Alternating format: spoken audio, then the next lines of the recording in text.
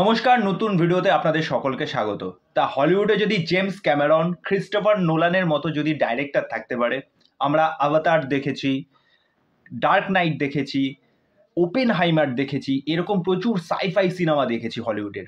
তা আমাদের ইন্ডিয়ান সিনেমাতেও কিন্তু সেরকম ডাইরেক্টর এসে গেছে। কালকি 2898, যেটা ট্রেলারটা গতকাল ড্রপ আউট হয়েছে, আমার কালকে ভিডিও করা হয়নি, আমি অনেকবার দেখলাম, একটু রাত করে ফিরেছি।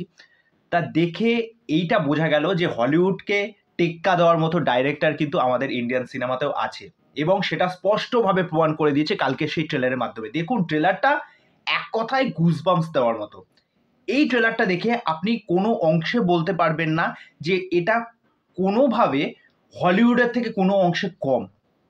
এই ট্রেলারটা দেখার পর জাস্ট একটা কথাই বেরোবে, just wow, mind blowing trailer হয়েছে। কেননা 2024-এ দাঁড়িয়ে কালকি 2898 এই সিনেমাটাকে নিয়ে যে পরিমাণ হাইপ রয়েছে, প্রথম কথা এখানে যে সমস্ত কাস্ট রয়েছে, অমিতাভ বচ্চন থেকে শুরু করে কমল হাসান, প্রভাস, দীপিকা পাড়ুকোন, তারপরে আমাদের বাংলার শাশ্বত চট্টোপাধ্যায়, স্যালিউট। প্রথমে মেকার্সরা দেখুন, এই ট্রেলারের মধ্যে কিন্তু কোনো রকম তারা গল্প সেরকমভাবে রিভিল করেনি। এই যে কালকি 2898-এর মধ্যে যে ওয়ার্ল্ডটাকে দেখানোর চেষ্টা করেছে, যে এক দল বা শ্রেণীর মানুষ যারা একভাবে নিপীড়িত বা অত্যাচারিত হচ্ছে, যাদের জীবন দুর্বিষহ হচ্ছে, তাদের নিজস্ব কোনো ভগবান নেই। এরপর আমরা অমিতাভ বচ্চনের ক্যারেক্টারটা দেখতে পাই, দীপিকার ক্যারেক্টারটা দেখতে পাই, যে অন্তঃসত্ত্বা। এবার তার মাধ্যমেই হয়তো কোনো একটা বাচ্চা জন্ম নেবে, যে হয়তো কালকির অবতার নেবে। আর এখানে দেখবেন এই সাইফাইয়ের সাথে এই যে মাইথোলজি ব্যাপারটা কানেক্ট করার চেষ্টা করেছে, এই জায়গাটা দুর্দান্ত। এছাড়াও দেখবেন এই ট্রেলারের আগে যে ক্যারেক্টার ইন্ট্রোডাকশনগুলো এসেছিল, যেমন ভুজ্জির ক্যারেক্টার, ভৈরবার ক্যারেক্টার, দীপিকার ক্যারেক্টার, প্রত্যেকটা ক্যারেক্টারকে যেভাবে ইন্ট্রোডিউস করেছে, যার জন্য এই সিনেমাটা দেখার একটা অ্যান্টিসিপেশন কিন্তু তৈরি আগের থেকেই হয়ে গেছিল, যে এই সিনেমাটা অ্যাকচুয়ালি কী করতে চলেছে।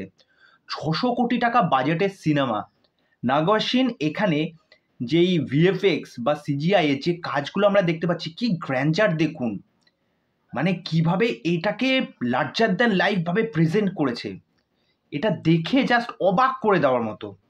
আর এখানে যে অ্যাকশন সিকোয়েন্সগুলো যেভাবে ডিজাইন করেছে, যেই গাড়িগুলো আমরা দেখতে পাচ্ছি, যেই কস্টিউম প্রত্যেকটা ক্যারেক্টার যেভাবে পরে রেখেছে, তাদেরকে যেভাবে এখানে প্রেজেন্ট করা হয়েছে, আপনি যে কোনো ক্যারেক্টার উঠিয়ে দেখে নিন, সেটা প্রভাসের ক্যারেক্টার হোক, অমিতাভ বচ্চনকে কি লাগছে সে যখন আসছে, দীপিকা, ঠিক আছে, তারপরে দেখবেন সাউথের দু একজন অ্যাক্টরও কিন্তু এর মধ্যে আছে। আর সবচেয়ে স্পেশালভাবে যার কথা বলতে হয় সেটা হচ্ছে কমল হাসান। কমল হাসানের ওই যে লুকসটা আসলো, কমল হাসানকে দেখে আমি, এটা কমল হাসান, ওয়াও।